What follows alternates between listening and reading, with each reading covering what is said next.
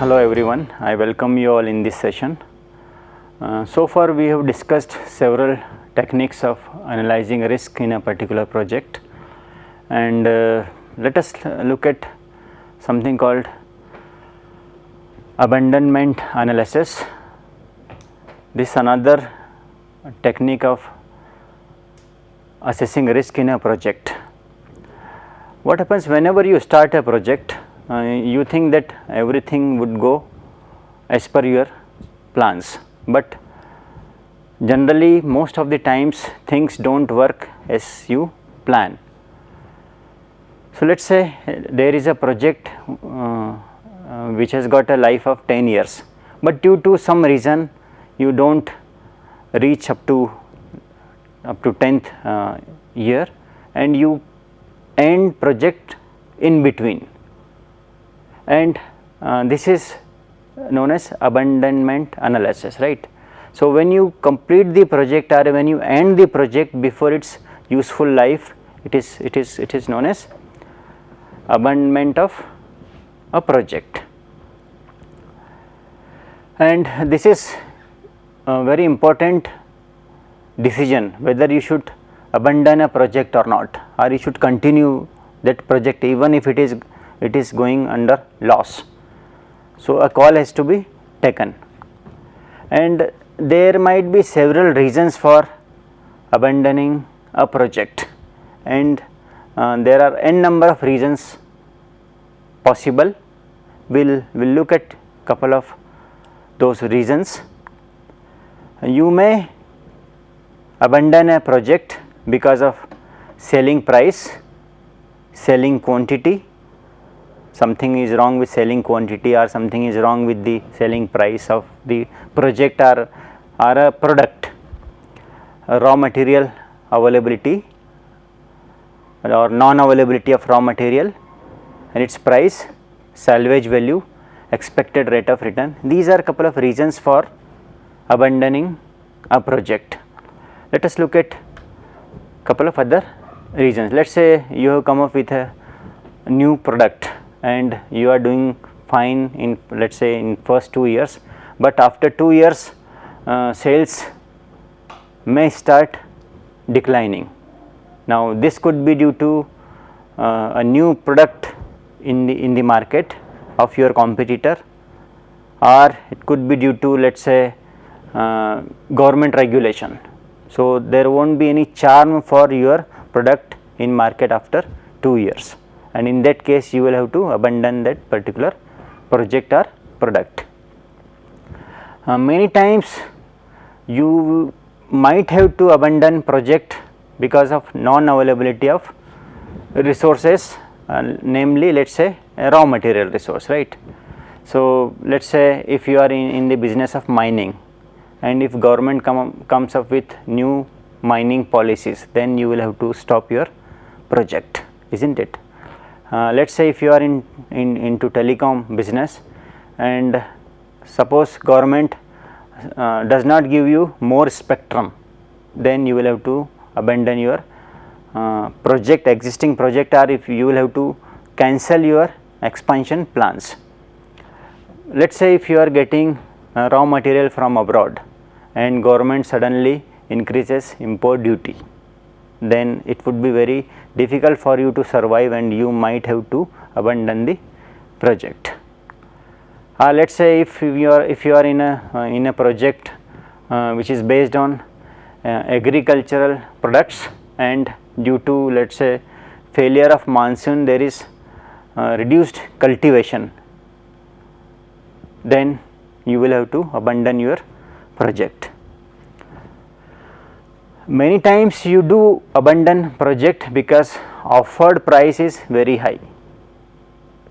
So, it is good to abandon project, right, because offer price is very high. So, there is no need to continue with existing project. You just sell your project to someone else and you start your new project, right. So, this could be another reason for abandoning a project, right. An increased in expected return is also a reason for abandoning a project. Let us say you have started a project and you have expected that the project would give you 12% return, right. So your plan is to get 12% return, but project is now giving you returns at the rate of 14%, more than your expectations. Now in this case, due to economic conditions like increase in interest rate, you would like to get some more returns, which you want return at the rate of 16%. So though the project is giving you 14%, but because of increase in interest rate, you want more expected returns, right. So in this case also you will have to abandon the project. Another common reason is availability of more lucrative project. Let us say you are selling a particular product and you think that your other products are doing better. So you will stop this particular product and you will focus more on some other products, right. So in that case also you may abandon a project. Let us say for example an investor has invested money and that is yielding 10% interest with a particular bank, but if you get an offer of let us say more than 10%, it is good to abandon the first offer, right. So these are couple of examples of abandoning a project, but the most important question in all these is when to abandon. Let us say this is one more example of abandoning a project. A firm may decide to decrease its product line to concentrate on fewer products, right. So in that case you will have to abandon project. So in all these situations, the most important decision which you need to take is, should you abandon a project or not? If you should abandon a project, then at what time? So first question is, should you abandon? If yes, then when, right. Two important questions. So we can solve, we can get answers to those two questions by calculating NPV, right. So NPV can be applied to evaluate various alternatives to take a right decision. Now what we do when we calculate NPV, the simple rule we follow is, we consider the offered abandoned price as investment and consider only future cash flows of remaining project life and apply the current expected return as discounting factor. So let us say life of a project is 10 years, after 5 years I have got an offer, so I should treat that offer price as investment and I should consider cash flows after 5 years which I would be receiving, right. So if my NPV is positive, then I should continue with the project, otherwise I should abandon that particular project, right. So we will work out an example on abandonment analysis and then we will wind up this particular session. Okay, so the question is like this. There is a project whose life is 7 years and the initial investment is 600 lakh. So life of the project is 7 years and initial investment is 600 lakh, right. After 3 years you have got an offer from a person who is ready to give you 280 lakh rupees of that particular project. This is your offer price.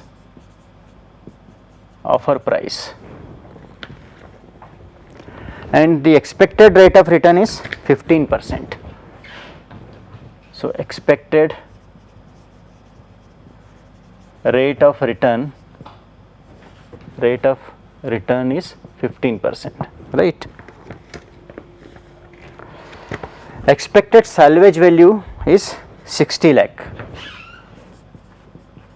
salvage value 60 lakh rupees at the end of 7th year, right? But you have got an offer at the end of 3rd year itself, and this is the offer price, right? And there are some other information as far as this particular project is concerned. Let me write down those things. So as I said, the life of the project is 7 years. So let's say this 1, 2, 3, 4, 5, 6 and 7. Projected cash flow, projected cash flow in first year 90, then 120, 150, 140, 100, 80 and 50. This is your projected cash flow in next 7 years. But you have received some other cash flow, and the actual cash flow is this. So actual cash flow in first year is 100, second year 110 and third year 130.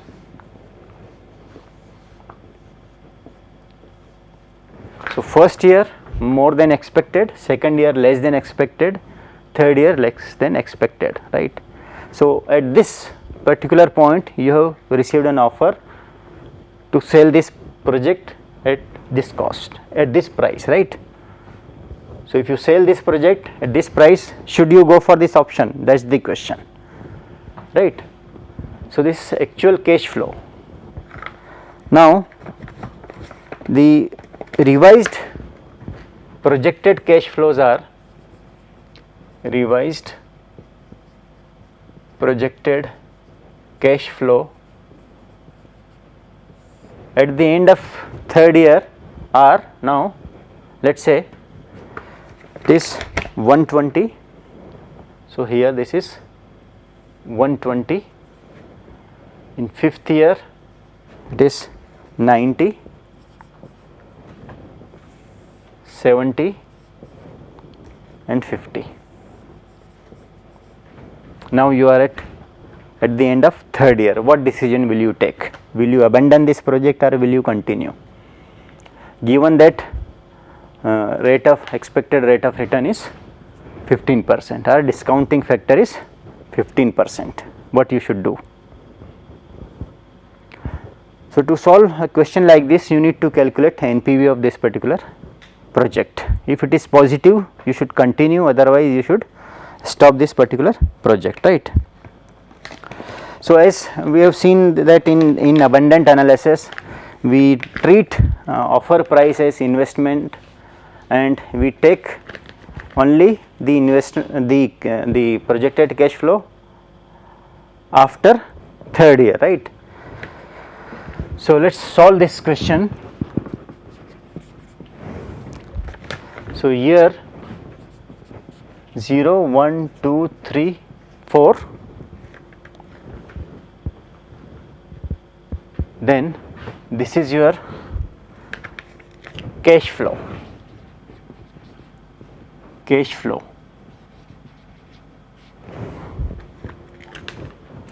As I said, this is your offer price and this is to be treated as investment. So this is minus 280, isn't it? And then this would be the first year, right? So 120, then 90 for this year, for third year 70, and for fourth year 50, and you will also have salvage value, which is 60. This is nothing but salvage value. Salvage value at the end of 7th year, right? Now you need to find out present value factor.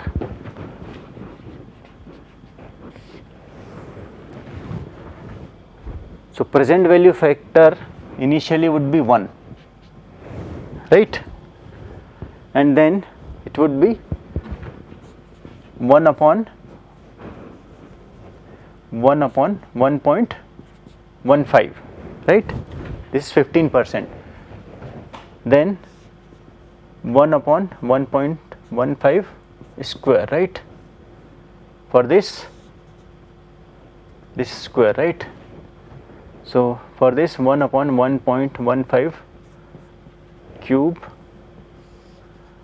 for this 1 upon 1.15 to the power 4, right, and for this also it will be same, right, for this also 1 upon 1.15 to the power 4, right. So, present value factor is now here, it is 1, then this is 0.86, then for this it is 0.75, 0.75, this is 0.57,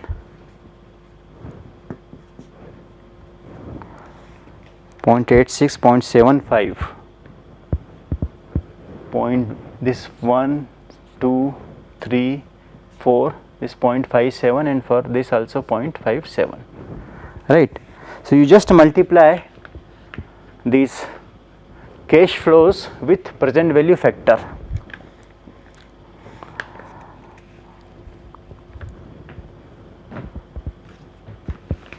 So, this is this 0.75, this is 0.65, for second year it is this 0.65, for this 0.65, for this 0.57, and for this also 0.5. So, for the last two, for fourth year and for salvage value, discount factor is 0.57. For this one, for third year this is 0.65, for second year 0.75, for first year 0.75. Okay, I will have to check this. Anyway, this is not a difficult job. You just take 1 upon 1.15, next time square, then cube, and then to the power 4, right. So, you will have 5 values. So, total including this total 6 values. So, first, second, third, fourth, fifth, and sixth, this correct. Now, multiply cash flow with present value factor. So, initially it is minus 280 into 1, right. So, this is present value, right. So, this minus 280, right, then you got 104.35, then 68.05, then 46.03, then 28.5, 31.31, and when you add this all these values, you just add all these values and subtract this value, you will get NPV as 1.32. So, this is a positive NPV. So, now you should take a decision, should you abandon this project or not? You should not abandon this project because NPV is positive, right. So, till what, let us say if I change this question, if I make this as, let us say,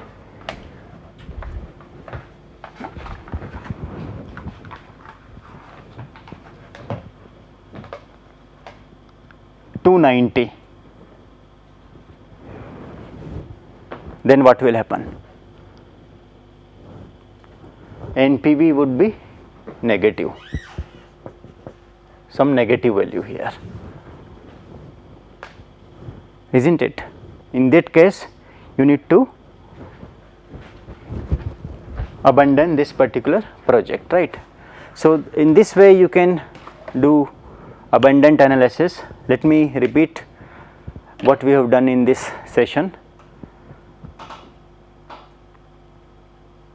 Before summarizing this, let us take one more example of abundant analysis.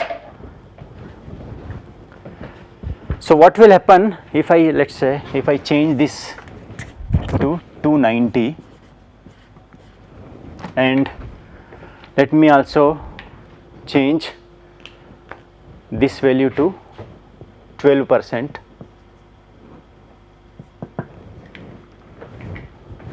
Let us see what happens, right. So, how things will change? All the values which are over here, these values will change.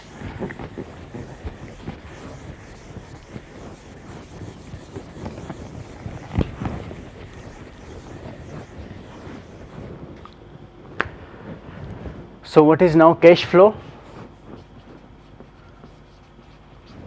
Cash flow is minus 290, right. Let me also change this to 60 and this to 75, right. So, cash flow is now 120, 90, 75, 60 and I have changed, let me change this also, salvage value is 50.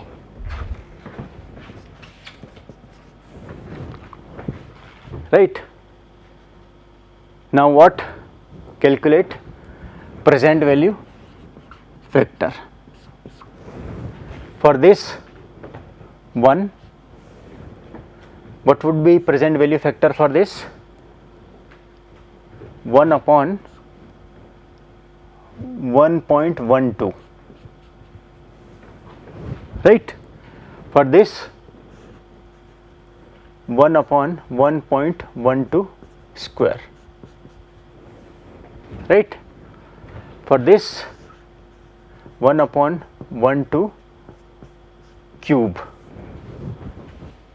For this 1 upon 1.12 to the power 4 and for this also 1 upon 1.12 to the power 4. So, you just calculate these values and then find out present value. Present value for the first case it would be 2.9. So, we will calculate all these values using calculator. So, 1 upon 1.2 is 0.86 I think.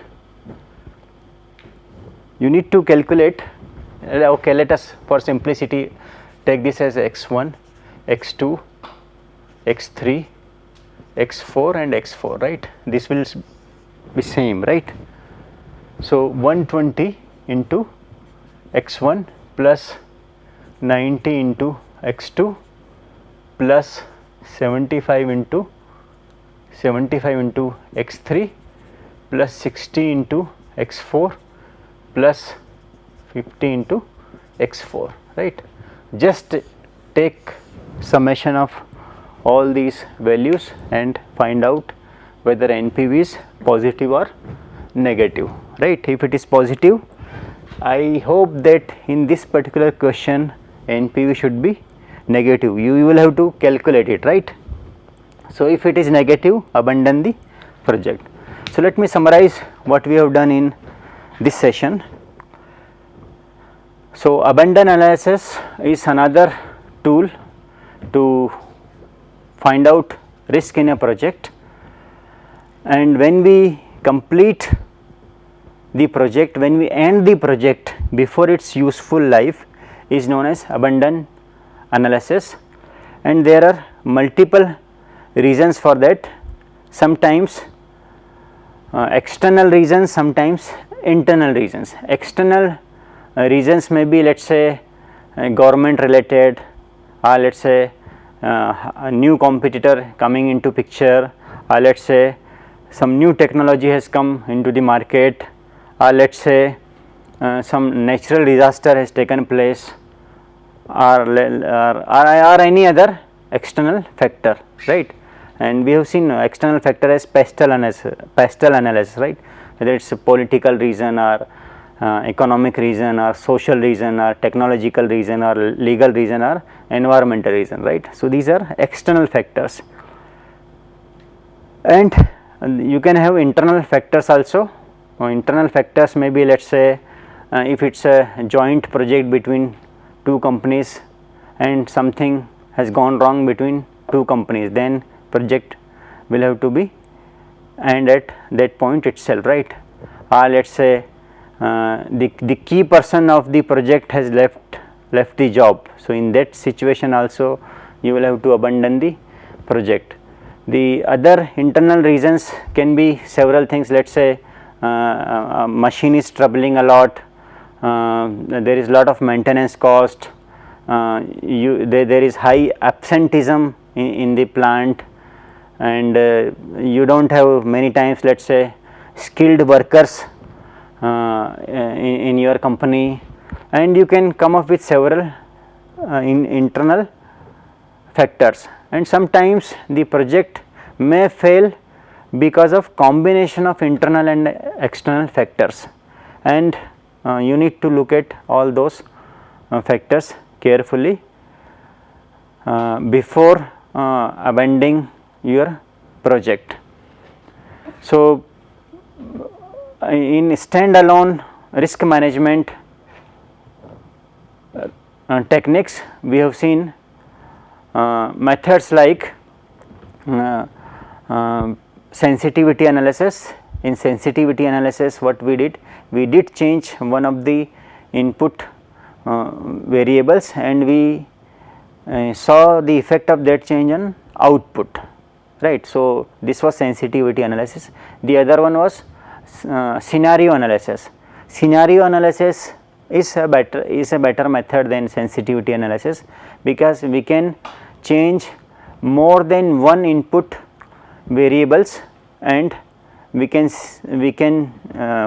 see the effect of those changes on output. And we have seen in scenario analysis that you can have optimistic scenario, you can have pessimistic scenario, or you can have normal scenario, but in real life you do not get all these three, right. You always have a combination of these three, right. You can't say that this is pessimistic and this is optimistic, you will always have a combination of all these three. We have also seen break-even analysis. In break-even analysis, we have seen break-even analysis is a method wherein your total cost becomes equal to total revenue, right. So, it is a point of no profit, no loss. And we have also seen Hilliard's model of risk management, where we did calculate mean and standard deviation in terms of NPV of a project, and then using probabilistic analysis we did solve couple of questions. So, in Hilliard's model we have seen what would be the, let us say, probability that the project would earn NPV of, let us say, 30 lakh, given that the mean is 20 and standard deviation is 5, right. So, in break-even analysis and in Hilliard's model we have seen those things, and in decision tree analysis we have seen how to take sequential decisions, right. Because when you take a decision today, it will have long term effects, and you should try to know what are the possible long term effects on your project. So, you should prepare decision tree very carefully, and then calculate expected monetary value at different nodes, and keep on truncating those alternatives which do not give fruitful results or which give inferior results. And apart from these things, we have seen mean, standard deviation, semi variance, and coefficient of covariance, these techniques in this particular topic, which is on standalone risk analysis. So with these things, let me end this particular session. In next session we will take up a new topic. Thank you very much.